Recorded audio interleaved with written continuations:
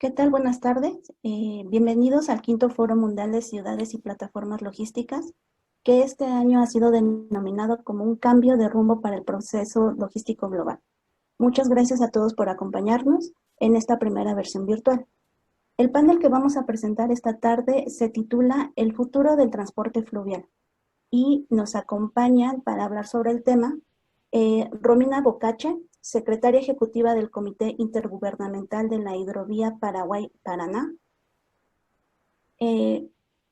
Mariano Álvarez, consejero del Comité Intergubernamental de la Hidrovía Paraguay-Paraná, así como Marelia Martínez Riva, consultora internacional en logística de carga y facilitación de comercio, y Juan Carlos Muñoz, vicepresidente del Centro de Armadores Fluviales y Marítimos de Paraguay, así como director titular de la Administración Nacional de Navegación y Puertos.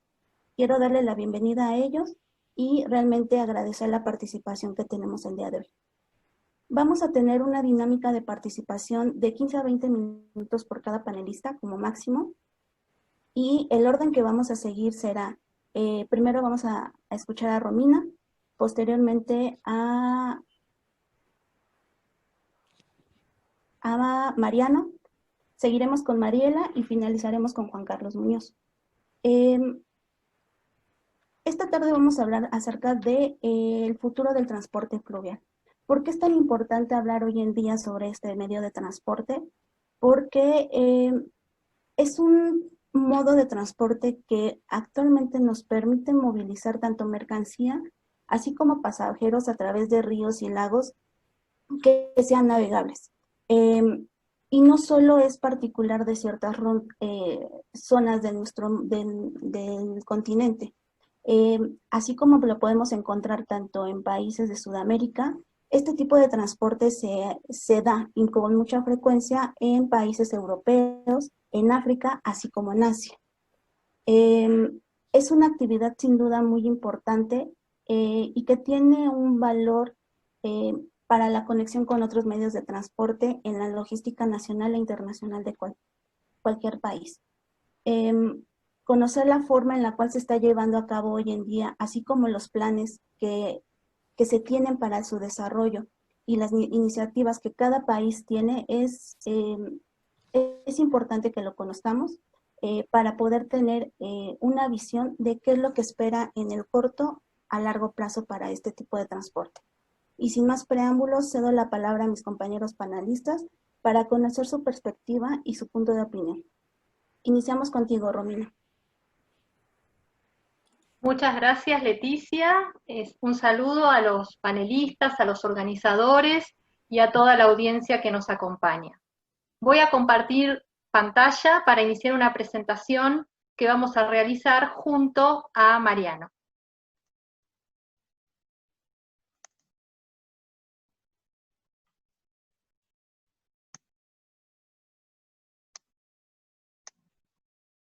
Muy bien, aquí estamos.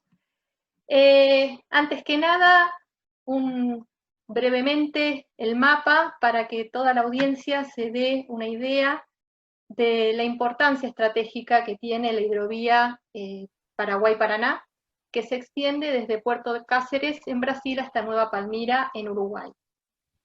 Son 3.442 kilómetros, hay 110 instalaciones portuarias a lo largo de toda la hidrovía, una superficie aproximada de 720.000 kilómetros cuadrados y un área de influencia de unos 3 millones de kilómetros cuadrados, y aproximadamente 60 millones de habitantes. Esto surge en el 88 a partir de un programa que se da en el marco del Tratado de la Cuenca del Plata, en el proceso, digamos, de recuperación, tras la recuperación de la democracia en los 5 Estados miembros, Argentina, Bolivia, Brasil, Paraguay y Uruguay, que fomentaron distintos esquemas de integración, y uno de ellos fue el tema de la hidrovía. El órgano político de la hidrovía es el Comité Intergubernamental, que se creó en el 89 y la primera reunión la tuvo en el 90. Y en el 92 se adoptó este acuerdo de transporte fluvial, denominado de Santa Cruz de la Sierra, con sus 3 principios básicos, que son la libertad de navegación y de tránsito, la igualdad de tratamiento y la facilitación del transporte y el comercio.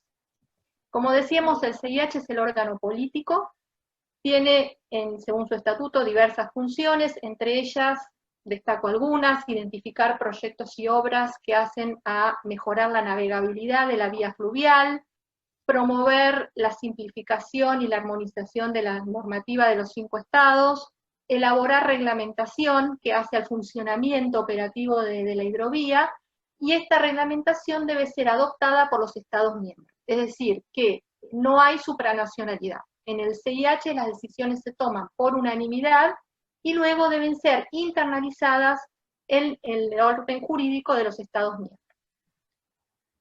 Básicamente, quise acá resaltar que la hidrovía es vista y concebida por los 5 estados miembros como un gran proyecto estratégico de desarrollo y de integración regional. De allí el compromiso sostenido en el tiempo, en estos 30 años, podemos hablar de una política de Estado regional, y el CIH surge como una instancia de diálogo, de cooperación y de coordinación de los 5 estados. Y esto sirvió para construir confianza y para dar previsibilidad, estabilidad y certidumbre a los distintos actores, lo cual es fundamental para el funcionamiento de la hidrovía. En estos 30 años ha crecido muchísimo. Podemos, como síntesis, decir que la competitividad sistémica de la hidrovía ha aumentado, se han hecho importantísimas inversiones en puertos, en obras, dragado, aumentó la producción y las exportaciones, se expandió toda la frontera agrícola. Se habla que a comienzos de los 90 la carga transportada era de unas 700.000 toneladas y actualmente se habla de más de 20 millones de toneladas. La flota de barcazas también creció. De nuevo, a comienzos de los 90 se hablaba de unas 200 barcazas, ahora hay más de 2.500, y se generaron economías de escala, disminución de costos, hay inserción en el comercio internacional, es decir, la hidrovía ha tenido numerosas externalidades positivas para el desarrollo y la integración de la región. Ahora, yendo al futuro, que es el tema que nos convoca. Creemos que el futuro de la hidrovía y del transporte fluvial va a ser verde o sustentable, y digital o inteligente, como también se lo llama. Por eso acá marcamos como 3 grandes ejes. Uno es la sustentabilidad, el otro tiene que ver con la aplicación de las tecnologías de la información y de la comunicación, y si estos 2 ejes se desarrollan, esto evidentemente va a impactar en la infraestructura, en una infraestructura que también sea sostenible, entendiendo la infraestructura no solo como los activos físicos, sino también los servicios asociados. Yo voy a desarrollar el primero de estos ejes, el que tiene que ver con el medio ambiente y la sustentabilidad, y Mariano va a desarrollar los otros 2, infraestructura y tecnologías de información y comunicación. Tenemos actualmente en la hidrovía 2 grandes desafíos. Uno es un desafío global, la pandemia COVID, pero a esto se suma una bajante extraordinaria que afecta a toda la cuenca del Plata, dentro de la cual se encuentra la hidrovía, y esto torna prioritario el tema de la gestión hídrica sostenible.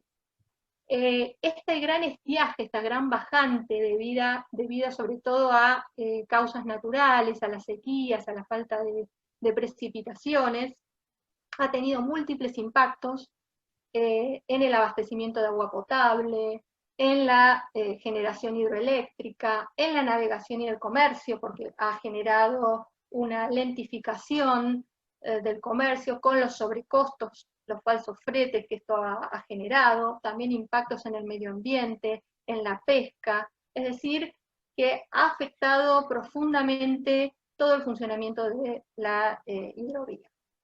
Y los Estados miembros han estado trabajando fuertemente a nivel interno de cada uno.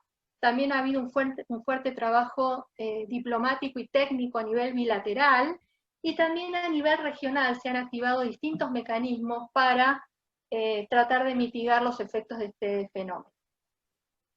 Los ejes de trabajo principales para una gestión hídrica sostenible, que esto es fundamental para el futuro de la hidrovía, sobre todo porque estos temas, según los pronósticos y los expertos, a largo plazo, con el cambio climático y demás, no se ve que el problema se solucione, con lo cual hay que trabajar para mitigar los efectos. Hay dos grandes ejes de trabajo. Uno es desarrollar un sistema integrado a nivel regional de intercambio de información, de monitoreos del nivel de las aguas, de los caudales, de calidad de las aguas y de alertas tempranas. Esto es fundamental para la toma de decisión. Y por el otro lado, también es fundamental las obras de mejoras de la navegabilidad y el dragado.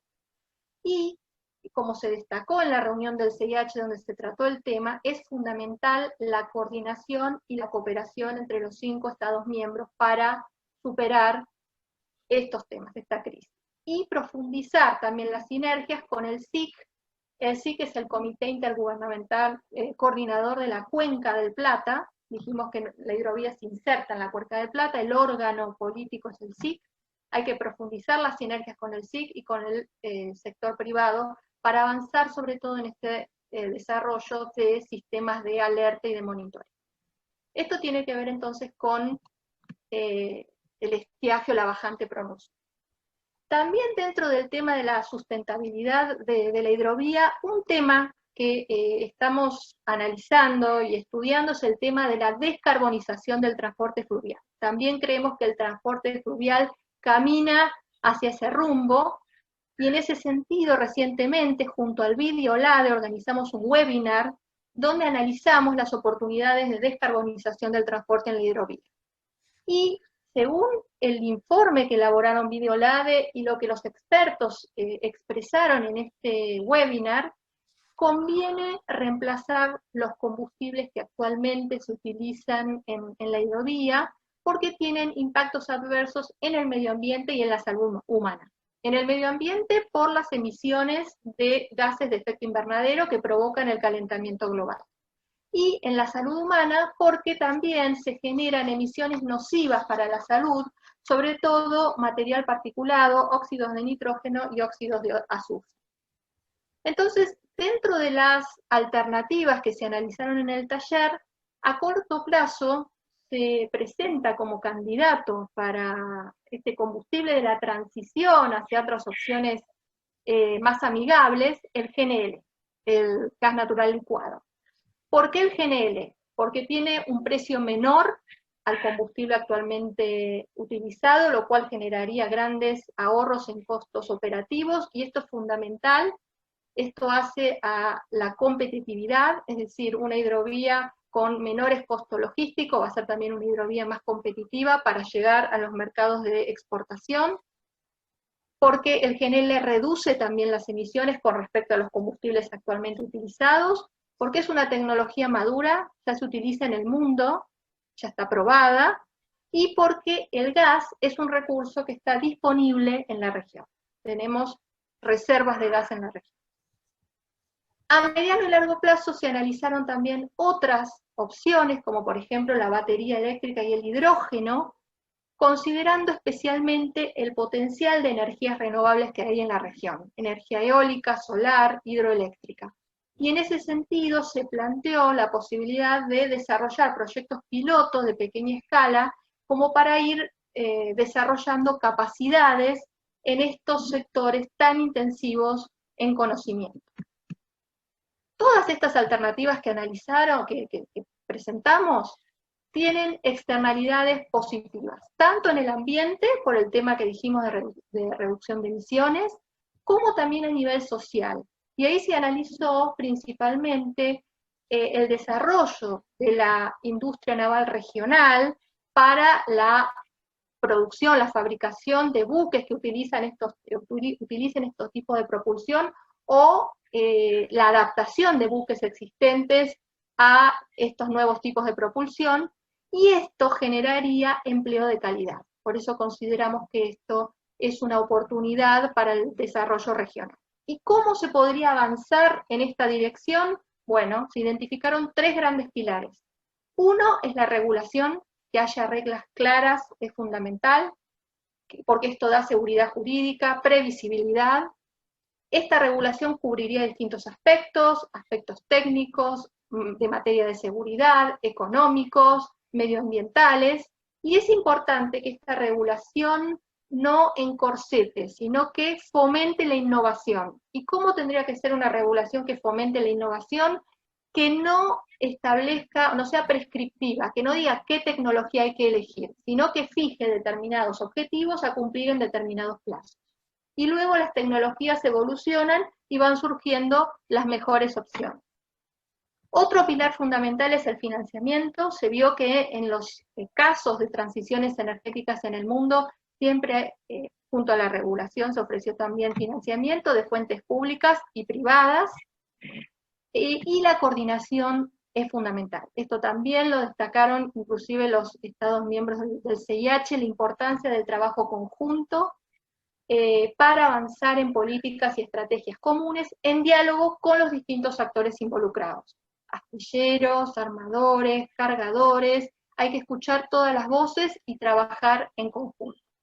Y esto es lo que vamos a seguir haciendo en el seno del CIH a través de un grupo de expertos que funciona en el marco de la Secretaría Ejecutiva, justamente para elevar al CIH propuestas de políticas y una posible hoja de ruta para avanzar en esta dirección. Y ahora entonces cedo la palabra a Mariano para que él pueda continuar la presentación.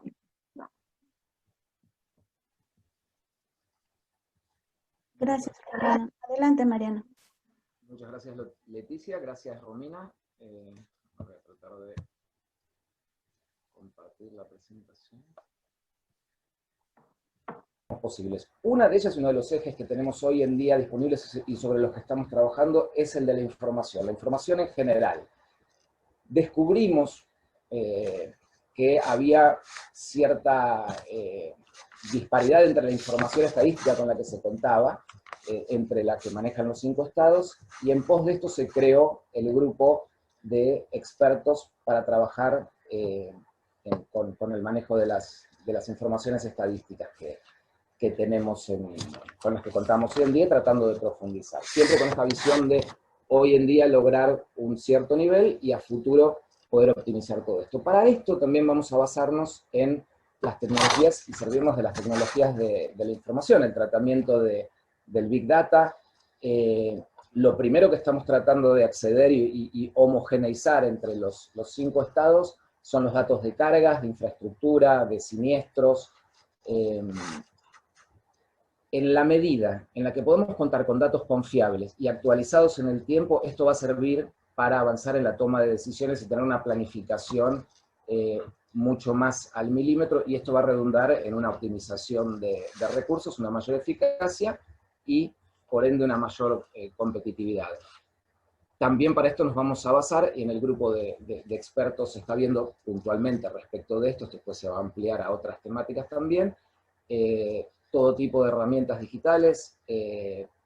Pensamos profundizar esto para también determinar qué tipo de infraestructura dura, ¿no? Recién Romina refería la infraestructura en un concepto amplio, no solamente la infraestructura dura, sino también los servicios. Acá es importante para ambas cosas, ¿no? De esta forma determinar qué tipo de inversiones necesitamos para que rindan, devuelvan el máximo de lo que se ha logrado.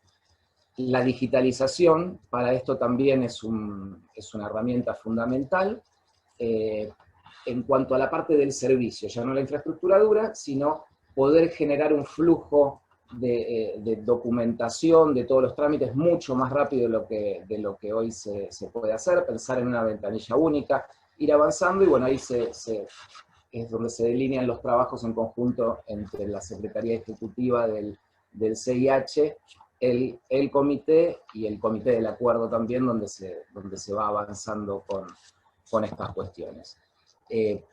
Puntualmente existe hoy en día un grupo que está trabajando en el ámbito de la Comisión del Acuerdo, que es el Grupo de Trabajo de Asuntos Aduaneros, cuyo objetivo es lograr optimizar todas estas cuestiones que estaba refiriendo recién. En cuanto a la infraestructura sostenible, que había comenzado a referir Romina, es esencial porque en la medida en que sea bien pensada, como decíamos anteriormente, luego de un intercambio entre todos los actores y poder determinar de qué forma va a rendir lo máximo, termina redundando en una reducción de la contaminación local, reducción de las emisiones de efecto invernadero, la hace más durable en el tiempo. Cuando se piensa y se planifica esa infraestructura de modo sistémico, también se la puede utilizar como un multiplicador de la inversión local y el desarrollo como objetivo final el desarrollo social de las poblaciones locales. Otro de los puntos que para nosotros es clave en esto, por eso cuando estudiamos la infraestructura, no hablamos solamente del puerto, sino tratamos de mirar hacia adentro, cómo se interconecta ese puerto con la red local de transportes, es la intermodalidad. Es muy, muy importante saber cómo podemos hacer llegar, no solamente que la hidrovía sea pensada como una columna vertebral, y cómo es la forma más eficiente y económica de hacer llegar los productos hacia el destino o que lleguen desde donde se producen hacia la hidrovía. Para esto la intermodalidad se presenta como una herramienta base. El comité intergubernamental en este sentido se plantea como un espacio de coordinación y planificación, donde esto que planteaba, que todos los actores pueden dialogar y de este modo definir cuáles son las mejores acciones para lograr una infraestructura sostenible y que rinda lo máximo que se pueda rendir. Bueno, en esta diapositiva se refiere un poco lo que hablaba al principio, ¿no? de la pandemia como un poco como catalizador de procesos que eventualmente se van a dar. En uno de los estudios que presentamos anterior a este seminario que estaba refiriendo Romina de descarbonización del transporte fluvial, se presentó un informe muy minucioso, muy detallado, un informe de muy buena calidad del ANTAC, la Administración Fluvial Brasileña, en el cual una de las conclusiones que sacaban es que ellos podían prever que para dentro de 10 años el tránsito de carga, que actualmente está alrededor de más de 20 millones, en números que dan entre 20 y 25 millones de toneladas de productos, se multiplicaría por un número cercano a 10 veces. Con lo cual estaríamos hablando de más de 200 millones de toneladas que estarían siendo transportadas por la hidrovía. Definitivamente es necesario promover un enfoque que asegure la sustentabilidad y la razonabilidad de cómo se va a utilizar toda esa infraestructura si queremos cuidar el recurso. No estamos hablando de doblar o triplicar el flujo actual de productos, sino de multiplicarlo por 10 en un espacio de 10 años. En este sentido se vuelve esencial trabajar en esto. Acá hablamos de que la pandemia es un resultado de la globalización, por supuesto, porque la forma en la que se transmitió a través de todo el mundo se pudo dar gracias al nivel de globalización que tenemos, y a su vez repercute en esto, ¿no? Porque por supuesto que cortó mucho la posibilidad del flujo, está dificultando el flujo de personas y cargas también, menos, pero también es difícil. Y esto expone las debilidades o las vulnerabilidades de la globalización y de la interdependencia que hay entre los países. No se ve ahí la disrupción que se dio en las cadenas globales de valor. Aquí se empezó a plantear la necesidad de diversificar proveedores, pensar en el nearshoring, el reshoring. Y una de las cosas que muestra acá es la debilidad del multilateralismo, ¿no? Lo que mencionaba Romina, la no existencia de una supranacionalidad, por lo menos en el ámbito de la hidrovía Paraguay-Paraná, hace doblemente delicado el trabajo de hacer un enfoque sistémico con todos participando para poder lograr consensos y que después estos sean bajados, por decirlo así, a la legislación local y poder ser implementados con la mayor rapidez posible. Esta es una de las cuestiones también que la pandemia está dejando muy, muy expuestas y que hace este momento tan interesante para poder avanzar, ¿no?, en estas cuestiones, y es lo que estamos haciendo desde el comité. En función de esto es fundamental prepararse y pensar para el futuro. Aquí en la diapositiva habla de alternativas de reactivación y generar capacidades y ventajas competitivas y dinámicas. La importancia del comercio exterior. Sin lugar a dudas esto, y más cuando pensamos, como estaba refiriendo recién el informe de Brasil generado por ANTAC, donde podría haber en la próxima década una multiplicación tan notable del comercio a través de la hidrovía. Finalmente, no me quiero exceder del tiempo, para cerrar un poco lo dicho, resaltar el Comité Intergubernamental de la Hidrovía como una plataforma institucional y de integración regional, y el Mercosur particularmente, para todos estos objetivos que estábamos refiriendo. Es necesario seguir apuntando a la facilitación del comercio libre de bienes esenciales, particularmente en este momento. Ahí referimos las declaraciones conjuntas de la FAO con OMS y OMC, y en la reunión del G20 de junio pasado. Bueno, las cargas potenciales adicionales fue lo que referí del estudio de la Administración de Recursos Fluviales de Brasil, y la posible necesidad, ahí habla de las próximas obras en la hidrovía, para, por supuesto, mejorar la navegación, las condiciones de navegación, balizamiento, y la posibilidad de un nuevo salto cualitativo como se dio en el 95, ¿no? Esto que refiere el estudio del ANTAC, y es imperativo estar preparados, ¿no?, ante un salto de este tipo. Para esto es necesario generar capacidades en los sectores estratégicos que tienen efecto multiplicador y que dan valor agregado, ¿no?, para lo que podemos transportar y lo que se pueda generar a lo largo de la hidrovía. Básicamente esta es la conclusión que quería dar, resaltando lo que decía Romina respecto de la necesidad y el valor que tiene la integración y la fluida comunicación que hay entre los actores. Reitero, no solamente entre los 5 estados miembros del comité, sino con todos los actores que tienen injerencia en la hidrovía, y particularmente fomentar la comunicación entre públicos y privados, ¿no?, que es la base de llegar a un resultado exitoso. Muchísimas gracias, Leticia. Gracias, Mariana, por tu participación, y ahora vamos a continuar con Marelia.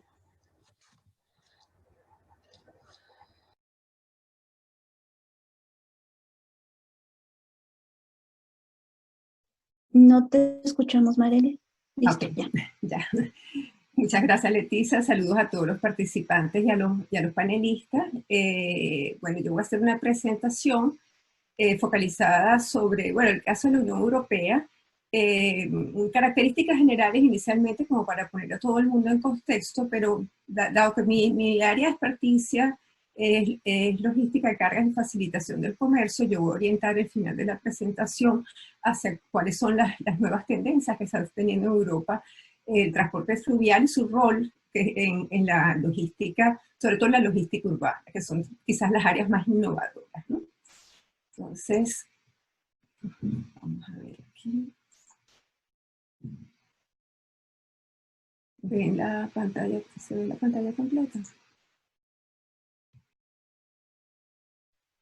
Completa aún no, pero...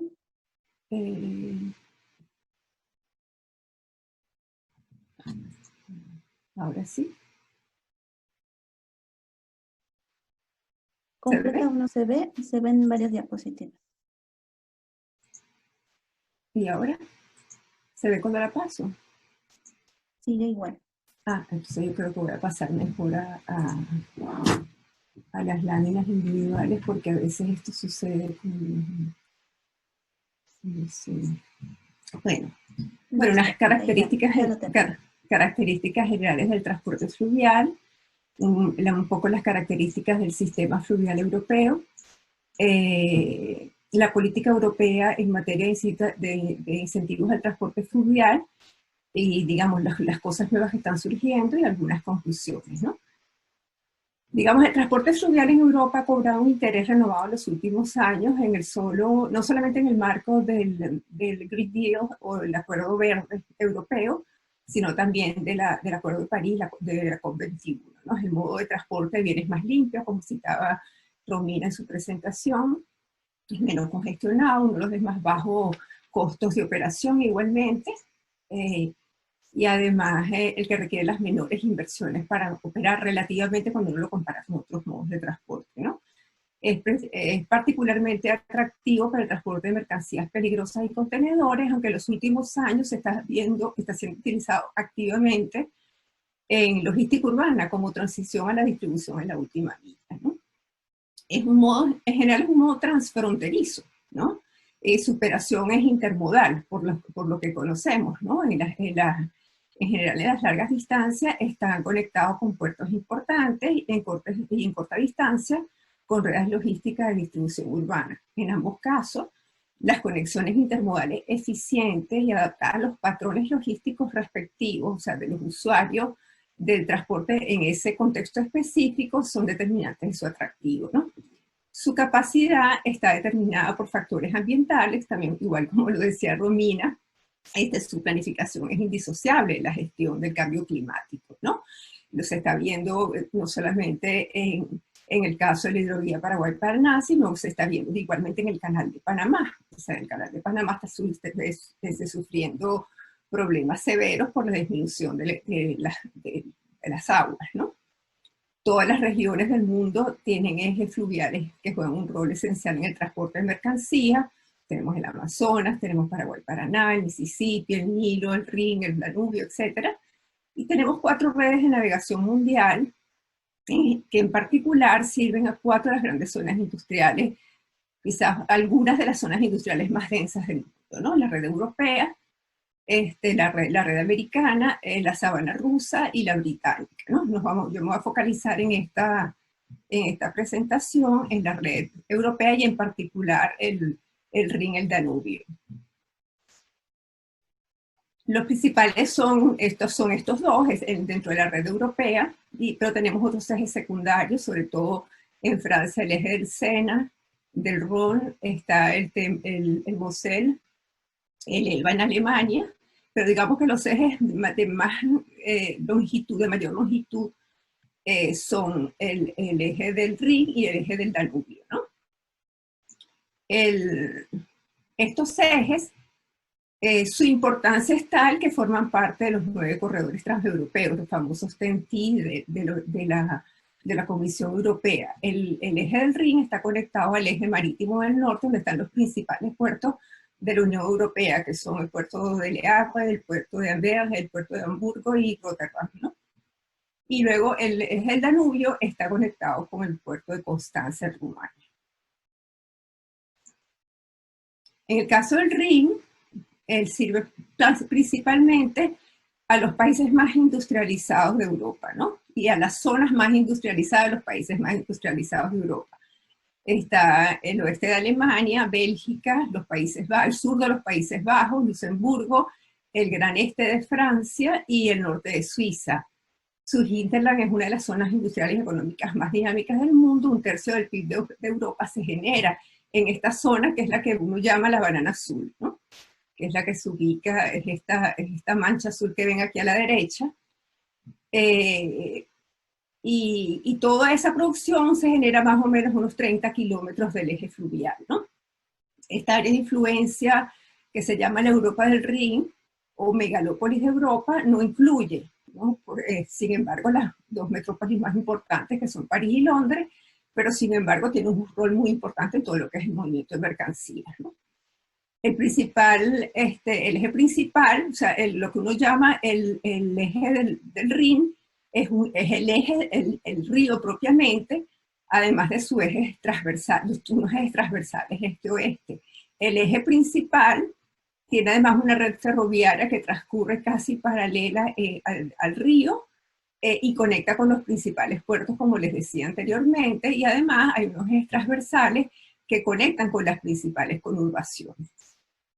En el caso del Danubio, su impacto es menor en términos de contribución al movimiento de mercancías en zonas altamente industrializadas, pero recorre una distancia bastante más larga, sirve a los países de Europa Central y del Este, principalmente Rumania, Bulgaria, Australia, Hungría, Eslovaquia y Croacia, y se centra básicamente en las operaciones, o sea, su carácter digamos, transfronterizo se da por digamos, las mercancías que ingresan por el puerto de Constanza, ¿no? Pero tiene un rol importante en unir el Mar Negro con el Mar del Norte. En cuanto a la participación del transporte fluvial en el transporte de mercancías en Europa, ¿no? Esto es muy variable, ¿no? El 84% del flujo total de mercancías por fluvial corresponde a la cuenca del Rin, por lo que les decía anteriormente, o sea, esta es la zona más industrializada, y en general, si bien el reparto modal del transporte fluvial en Europa está alrededor del 6%, en algunos segmentos de demanda en que alcanza el 54%, que es el caso de la carga líquida y contenedores, ¿no? Pero además, en Alemania y los Países Bajos, un tercio de las mercancías transportadas utilizan el modo de transporte fluvial, o sea, su utilización es muy intensiva, precisamente por la cercanía del río a las principales zonas industriales, ¿no? Y porque además conecta con los puertos holandeses, en particular Rotterdam, que es uno de los puertos por los que ingresa una buena parte de la mercancía de la Unión Europea. Del total de transporte fluvial, el 53% representa transportes transfronterizos, esta banda azul que ustedes ven abajo, esta franja azul, y esto muestra la importancia del transporte fluvial en el transporte transfronterizo, ¿no? Luego se tiene la otra parte, la otra mitad está distribuida casi equitativamente en todo lo que es tráfico de tránsito, mercancías en tránsito y tráfico nacional. Los principales bienes que se transportan son minerales y líquidos, alimentos, productos derivados alimenticios. Sin embargo, el contenedor tiene una tendencia cada vez más creciente. Esto con respecto a las características generales. Ahora, respecto a la política europea, el programa Náyades o Náyades, ¿no? Que son las ninfas o cuerpos de agua de la mitología griega, ¿no? La agenda europea, el transporte por vías navegables tiene un rol muy, muy importante en lo que es el cumplimiento de las metas del Acuerdo Verde Europeo, y bueno, también el COP21, pero en Europa el Green Deal es como una referencia para todo lo que se está haciendo en materia ambiental y la planificación a largo plazo hasta el año 2050, ¿no? El programa de acción Náyades ha jugado un rol muy importante en la consolidación de la red fluvial a nivel europeo y a nivel de cada país, ¿no? Y una tercera fase, ya se tienen dos fases en ejecución, una ejecutada, una en ejecución, y hay una tercera fase prevista para el periodo 2021 y 2027. ¿Y qué incluye esto? Dentro de todos los ejes de acción en materia fluvial, incluye el tema energético, de nuevo el tema cambio climático y descarbonización, el tema de transporte y el tema de movilidad, ¿no? Y aquí es donde entra un poco todo lo que es relacionado con logística urbana, ¿no? O sea, todo lo que es no solamente el movimiento de pasajeros, sino el movimiento de carga urbana, ¿no? Y esto, digamos, es como la base política para el clúster de investigación del programa de investigación e innovación Horizonte Europa 2020. Esta agenda estratégica sectorial para el sector fluvial, que incluye ciudades saludables y de fácil acceso, o sea, el transporte fluvial debe apoyar a la accesibilidad en las zonas urbanas, contribuir contra la economía de cero emisiones y un uso eficiente de recursos, movilidad logística y confiable y fáciles de usar, y un frente acuático resistente al clima, próspero y sostenible, ¿no? Entonces, aquí a la derecha pueden ver algunas de las áreas de investigación que están surgiendo de la agenda de investigación de la Unión Europea, que son los barcos cero emisiones, los robots, que son o botes robotizados, ¿no? Que son autónomos, los botes 100% eléctricos, los camiones acuáticos, las paletas en el agua, o sea, todo el transporte de paletas por agua, y los almacenes urbanos flotantes, ¿no? Estos son como, digamos, áreas de investigación, digamos, que aplican en forma general a nivel europeo. Ahora, en el caso específico, hay un par de ejemplos específicos sobre qué se está haciendo en materia de logística urbana y cómo está participando el transporte fluvial a raíz de todas estas innovaciones y todos estos programas que se han llevado a cabo, ¿no? O sea, en particular, le voy a dar dos ejemplos en el caso de París, de Francia, ¿no? En París, por ejemplo, ustedes, pues, hay un ejemplo, una gran cadena de distribución de supermercados que se llama Franprix. Ella ubicó todos sus depósitos logísticos en el río Sena. Ustedes, para los que conocen París, aquí está la Torre Eiffel, y esta zona que está acá atrás es una zona del Museo del Quai Branly, que es un museo, el último museo de París, ¿no? El más reciente.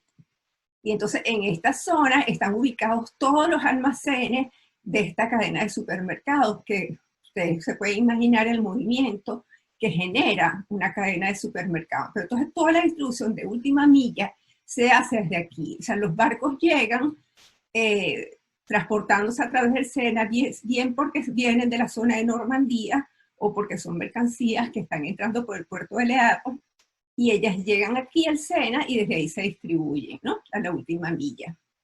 El otro caso interesante, que no tengo imágenes para eso, es el caso de Lyon, que es recientemente, porque es muy reciente, el año pasado, en el puerto de Lyon, como producto de la renovación portuaria, o sea, del plan de renovación portuaria, además del puerto de contenedores del puerto de Lyon, se está estableciendo lo que es el hotel logístico urbano. O sea, el hotel logístico es un concepto que no es solamente para transporte fluvial, es un concepto bastante reciente que se está adoptando en países de la Unión Europea y particularmente en Francia, que es un concepto de plataformas logísticas compartidas para pequeños distribuidores, un poco como respuesta a todo lo que es el crecimiento del comercio electrónico en logística urbana. Y estos hoteles logísticos y estas nuevas instalaciones de infraestructura logística se están ubicando en zonas que tienen incentivos, son como zonas económicas especiales, pero con unas dimensiones mucho más reducidas adaptadas al contexto urbano. Estas zonas se llaman zonas de débil emisión, o sea, como de débil emisión de carbono, y gozan de incentivos para la localización. Entonces, en ese caso, todo el grupo de La Poste, que es el Correos de Francia, y distribuidores logísticos se están ubicando en la zona de Lyon, en el puerto, para hacer esa transición entre transportes más larga distancia de mercancías que llegan a Lyon, en este caso que vienen del puerto de Marsella, y hacen la ruptura de carga en el puerto, y desde ahí se hace la distribución de la última milla, pero con infraestructura logística adaptada. Entonces, eso aprovecha un suelo logístico más económico y también es una herramienta de renovación urbana. Entonces, las conclusiones, digamos, el transporte fluvial es además una palanca de política ambiental, a la vez que sufre por el cambio climático, pero puede ser una palanca muy importante para la implementación de la política ambiental. La eficiencia del transporte fluvial va más allá de la planificación del eje fluvial, o sea, se debe tomar en consideración no solamente las características del eje, sino de los patrones logísticos, las mercancías que utilizan ese eje fluvial. La integración de nuevas tecnologías, por supuesto, habla de un potencial inesperado, o sea, todo este ejemplo en París y en el caso de Lyon, de los hoteles logísticos, en otras cosas, tienen sentido y tienen éxito porque se apoyan en nuevas tecnologías, ¿no? Y la operación logística es indisociable del transporte fluvial y es determinante de su atractivo. Y de nuevo, la planificación cada vez tiene que ser más integral y los países en Europa se están dando cuenta que puede ser una palanca de renovación urbana y que el movimiento de mercancía y puede ser un elemento de transición importante entre la larga distancia y la corta distancia. Muchas gracias. Gracias, Mariela. Y ya por último vamos a escuchar a Juan Carlos. Adelante, Juan Carlos. Sí, muchas gracias.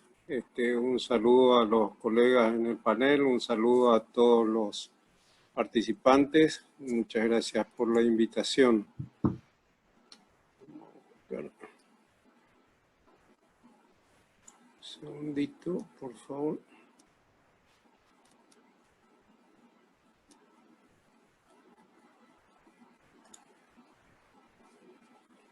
Un minuto.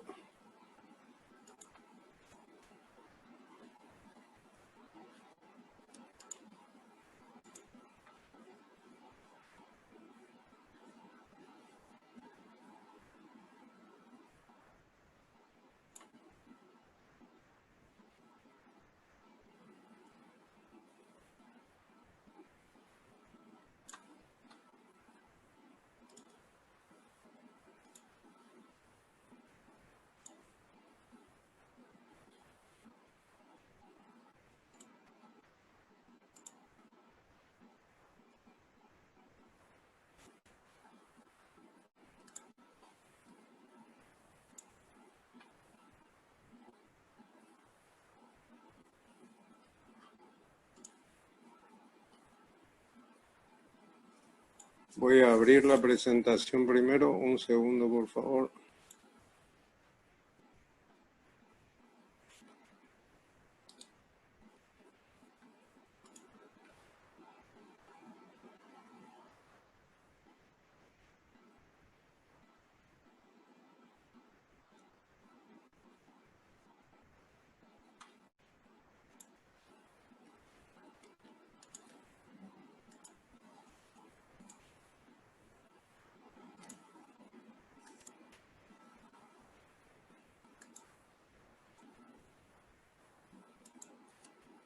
Bien, disculpen por la demora.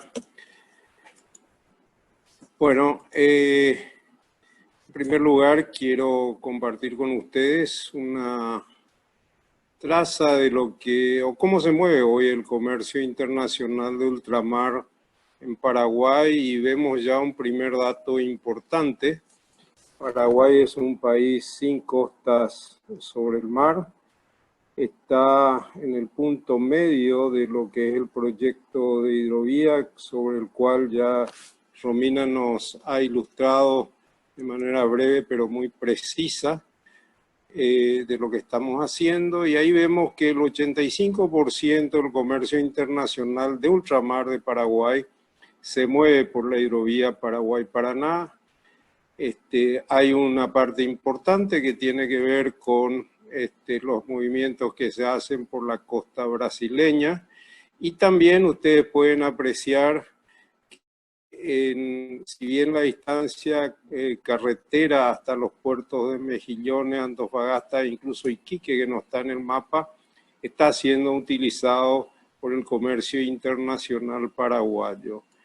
En esta lámina ustedes pueden ver el sistema más ampliado, y vemos en la costa del Pacífico a Iquique, Antofagasta, incluso Valparaíso, donde se recibe carga de importación y alguna de exportación, y se utilizan por la vía carretera y en algunos tramos ferroviarios los puertos de Santos, Paranaguá, Río Grande do Sur, Montevideo, Buenos Aires y todo el frente de el Gran Rosario, que generalmente es el punto en donde se utilizan o donde se direccionan las cargas de la producción de toda la zona central sudamericana.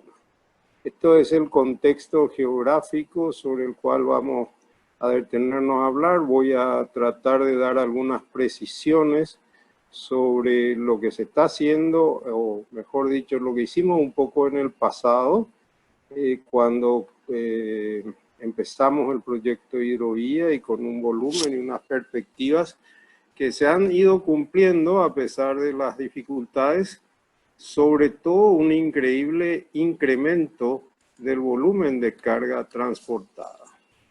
Pero vamos primero a lo que es o qué representa el transporte fluvial para el Paraguay. En este caso estamos viendo una lámina de los últimos 10 años en donde el transporte fluvial participa en 1.3% del Producto Bruto Interno Nacional, lo cual es un tema más que importante.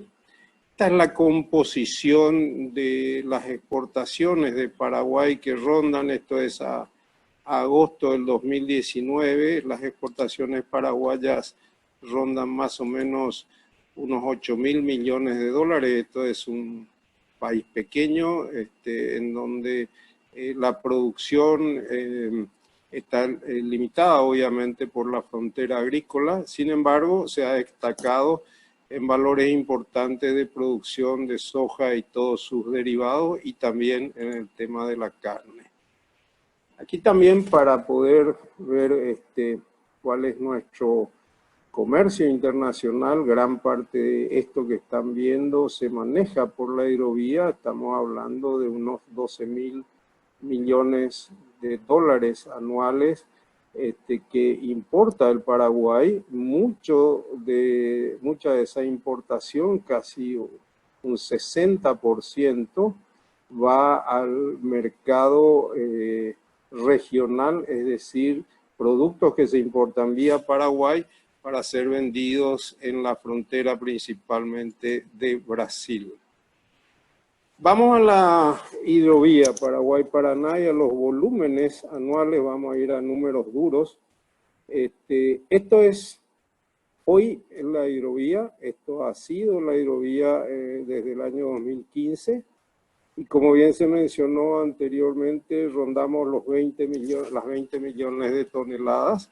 Estas variaciones se dan fundamentalmente por cuestiones climáticas y por cuestiones del mercado internacional, de las cotizaciones, retracciones, etc. Pero vemos que en general los volúmenes anuales de movimiento, y estos son números duros, contrastados, con otras organizaciones gubernamentales, la Subsecretaría de Puertos y Vías Navegables, la Prefectura General Naval Argentina. Y como bien dijo Mariano hace un rato, nosotros tenemos un problema bastante serio con las estadísticas respecto a la confiabilidad de las estadísticas. Pero estos números que les estoy presentando y que quiero compartir con ustedes son números bastante cercanos, inclusive con la proyección de lo que ya se había movido en la hidrovía hasta julio del presente año, a pesar de la pandemia y a pesar de del estiaje de la bajante del río, que también se ha hecho referencia en este panel. Aquí vemos desagregado el volumen de exportaciones a granel entre enero y agosto, y ponemos dos barras en el cuadro, una que tiene que ver con las exportaciones agrícolas a granel del Paraguay, ¿verdad? En los últimos años, hasta el 2019, y también incluimos a Brasil. ¿Qué ocurre? En las exportaciones los protagonistas por lejos son las exportaciones de graneles agrícolas, principalmente soja y derivados, si bien el maíz, el trigo y el arroz tienen también su participación. Fundamentalmente esto tiene que ver con nuestras exportaciones regionales. Y pongo Brasil porque Brasil está creciendo en su participación en el transporte hidroviario. Al origen o en el origen de este proyecto de hidrovía, el principal protagonista desde el punto de vista de Brasil era sin duda el mineral de hierro, que como todo commodity ha ido teniendo también sus variables durante los años que transcurrieron estos 30 años de la hidrovía. Sin embargo, ahora empieza con fuerza una participación de Brasil, y también me voy a hacer referencia con respecto a las proyecciones un poco más adelante, porque son proyecciones que nosotros también las hemos trabajado, las seguimos trabajando desde el punto de vista del sector público y privado. Acá nos muestra el volumen de importación de combustibles al Paraguay, ¿no es cierto? Es un volumen muy importante, casi llega a los 2 millones de metros cúbicos anuales las importaciones paraguayas. Acá no estamos considerando los combustibles que importa Bolivia a través de la hidrovía Paraguay-Paraná. Ellos importan el gasoil que no produce Bolivia y se transporta a Bolivia por la hidrovía e ingresa por los puertos situados en la laguna de Cáceres. Ustedes ven también las columnas con lo que ha sido el movimiento bastante sostenido en Paraguay en los volúmenes, y creo que este año vamos a andar seguramente por unos volúmenes similares. Acá también un poco para mostrar la situación real de lo que ha ido pasando en los últimos años con los contenedores. Estos contenedores se dividen más o menos en un 70% de importación y 30% de exportación. Estos números también están contrastados en este caso con las empresas o compañías marítimas que utilizan o que proveen los contenedores para nuestro comercio internacional de importación y exportación. Estos contenedores son transbordados en los puertos de Buenos Aires en un 75%, el puerto de Montevideo en un 25%. Estos son números también contrastados. Quise, aprovechando, porque sí, hay que mencionar la pandemia, aunque no nos guste mucho, pero esta es la realidad de lo que ha pasado con los TEUs de importación, para que ustedes vean un poco el impacto, lo que estaba pasando hasta octubre de este año, ¿no es cierto?, con una baja de alrededor del 20% en el volumen del comercio. Eso es un poco el impacto por la baja, obviamente, la retracción de los intercambios comerciales y aquello que mencioné hace un momento, referido a las ventas de bienes de capital en la frontera paraguayo-brasilera. ¿Cuánta gente trabaja en el sector? Bueno, nosotros estamos ustedes ven acá más o menos los porcentajes de cada una de las actividades económicas de mi país. Transporte está en el nivel medio alto. Lo que sí les puedo decir con absoluta certeza de que el transporte fluvial en los buques de bandera paraguaya tienen más o menos 7.000 personas empleadas de manera directa y unas 20.000 de manera indirecta, lo cual hace a una gran masa de profesionales capacitados cada uno en las áreas que les toca, ¿no es cierto?, activar en este transporte fluvial. Vamos un poquito al futuro. ¿Qué es lo que se espera en los próximos años, en los próximos años en materia de inversiones que van a tener directo impacto? En primer lugar, la planta de celulosa, que importa una inversión de 3.800 millones de dólares. Esto es una inversión que está en este momento en plena etapa de finalización de los contratos, no solamente societarios, sino los contratos y empréstitos internacionales. El capital de esta planta es 65% paraguayo y 35% extranjero. El puerto, la fábrica y el puerto se va a enclavar en la localidad de Zapatero Pue, departamento de Concepción, en el kilómetro 720 del río Paraguay. Esto es más o menos a unos 2.000 kilómetros del puerto de Buenos Aires. También en la misma zona hay una planta de cemento con una inversión de 200 millones de dólares, de los cuales 30 millones de inversión portuaria, 100% capital paraguayo en el kilómetro 924 del río Paraguay, es decir, unos 200 kilómetros agua arriba de la planta de celulosa. Nosotros como Centro de Armadores Fluviales y Marítimos del Paraguay, que somos 38 socios, tenemos una estimación de inversión en los próximos 10 años de más o menos unos 1.000 millones de dólares en remolcadores de empuje, barcazas, buques autopropulsados y también buques de pasajeros, que es una actividad que se está sumando a este auge de la utilización del cauce hídrico a pesar de todos los dolores de cabeza que nos da. Las inversiones en dragado, aquí tenemos una estimación de lo que a nivel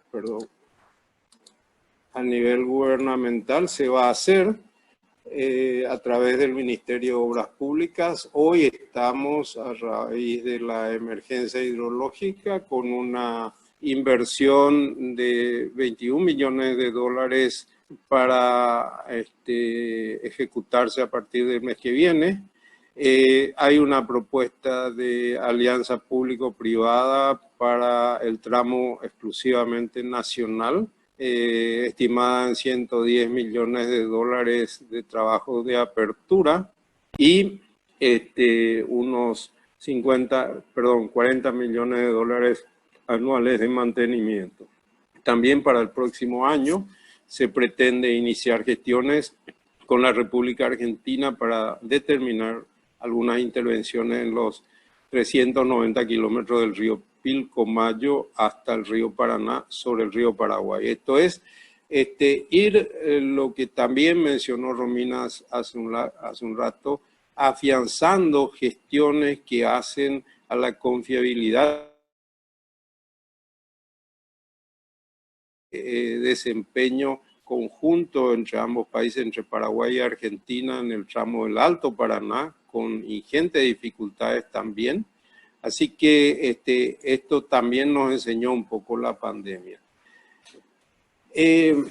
Por ahí, una de las preguntas es, bueno, ¿cuál es la importancia? Y estaba incluso en la hoja que nos había mandado la organización. Fíjense ustedes en este mapa, si bien no tiene mucho detalle, como se dijo aquí, hay más de 100 puertos, hay una región con una producción de agrícola y ganadera en franco crecimiento, con yacimientos de minerales cada vez más requeridos a nivel mundial, y sin duda hay que ver a la hidrovía Paraguay-Paraná, aquello que nace en el 88, ya no como un conjunto que pretendía juntar voluntades de 5 países y gestionar de la mejor manera posible. Hoy creo que nosotros tenemos que pensar como conjunto, tenemos que realmente abrir ámbitos de cooperación, y en esto quiero destacar a la Secretaría Ejecutiva del Comité, que hoy lidera Romina, que realmente está haciendo un trabajo espectacular. No te voy a cobrar nada por esto, Romina, pero realmente hay que reconocer que insumos tales como el cambio de los combustibles para la tracción de las embarcaciones es un paso fundamental. Nosotros, por aquí se mueve prácticamente todo el comercio exterior de la región central sudamericana, como lo he mencionado. Esta es la flota que tenemos en Paraguay. La verdad que el cuadro está un poquito desactualizado. Nosotros a esto hay que sumarle más o menos 2 centenas más, son más o menos 3.600 embarcaciones de distinto tipo. Las capacidades hoy superan las 5 millones de capacidad estática en barcazas, tanques, contenedores, remolcadores, etc. De manera tal de que en la proyección que había mencionado respecto a inversiones, esto va a suponer un incremento de aproximadamente un 30% de las capacidades actuales de la flota paraguaya, que moviliza el 90% de la carga que habíamos mencionado en esas columnas. Este es el volumen proyectado, y ahí voy a diferir un poco con ANTAC. A pesar de que ANTAC participó en este estudio que hicimos en 2014, 2015 y fuimos actualizando. Y esta es la proyección para Paraguay para el 2030 y de lo que hoy estamos moviendo. Fíjense ustedes, 13 millones de toneladas, y si recuerdan las columnas, ya estamos prácticamente superando estos 13 millones de toneladas movimentadas en el año. Así que la expectativa de esto se está cumpliendo y se estima para Paraguay unas 21 millones de toneladas en el 2030. Esto tiene que ver también con las capacidades reales de crecimiento de la frontera agrícola y de las capacidades reales de absorción por parte de la vía navegable de los volúmenes de tráfico. Lo que yo le mencionaba hace un rato sobre las 2 fábricas, la de celulosa y la de cemento, que estarán activas desde el 2023, ahí vamos a tener directamente un incremento de casi 7 millones de toneladas en conjunto a nivel anual. Estas son las proyecciones que hicimos para el 2030 de Brasil en mineral y de Bolivia en el mismo rubro y de granos de Brasil y Bolivia. Ahora, lo que no consideramos cuando se hizo este estudio en el 2014-2015 era el cambio en las reglas de juego, la comercialización de los commodities, especialmente la soja. Hoy, el estado Mato Grosso do Sur, que tiene costa sobre el río, que tiene un puerto inaugurado este año, está viendo con bastante interés, y de hecho ha triplicado sus volúmenes de exportaciones de la soja a el frente de crushing en Rosario, Argentina. Y se está dando aquello del complemento productivo e industrial de la región. Solo para tener en cuenta, Mato Grosso Sur tiene una producción de prácticamente un 15% mayor al volumen de soja que tiene Paraguay. Y si miramos la región, Mato Grosso Sur y Goiás, los 3 estados suman el 52% de la producción agrícola, o la producción de soja brasilera. Entonces, la proyección que sí nosotros tenemos es que para el 2030 por la hidrovía se van a mover más o menos 60 millones de toneladas.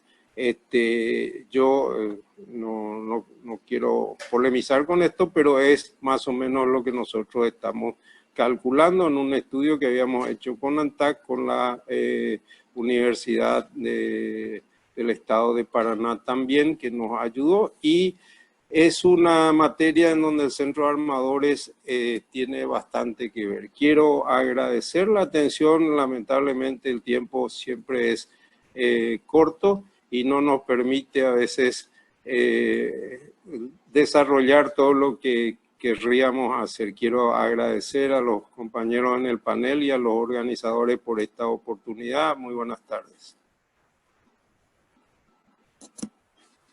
Perfecto, pues muchas gracias. En verdad, a nombre de la organización, es un honor contar con su participación. Mariela, Romina, Mariano y Juan Carlos. Ponencias muy interesantes, un tema que sin duda, como bien mencionan, tenemos mucha información a desarrollar. Y prácticamente lo que nos llevamos con en este panel es que el transporte fluvial definitivamente va a seguir en desarrollo y en crecimiento. Se necesita, bueno, ahorita vimos puntos de vista desde diferentes, digamos, regiones, cómo se ha desarrollado, cómo se está trabajando, y sabemos que al igual que el comercio internacional, se tiene que seguir trabajando día a día para hacer un transporte fluvial más eficiente, que permita el desarrollo de la propia región en donde se está desarrollando y que obviamente va a empezar a interconectar con otros temas que van a permitir ese complemento para el desarrollo, ¿no? Estábamos hablando de una política ambiental. En el caso de Marelia, que nos comentó lo del desarrollo de la logística urbana, integración, pues sí, definitivamente hay mucho trabajo que hacer y sabemos que así se va a hacer, se va a lograr y esperamos próximamente tener una oportunidad para volver a platicar con ustedes sobre este tema. En verdad, gracias y pues que tengan una excelente tarde y pues también gracias a todos los que nos están escuchando. Muchas gracias. Hasta luego.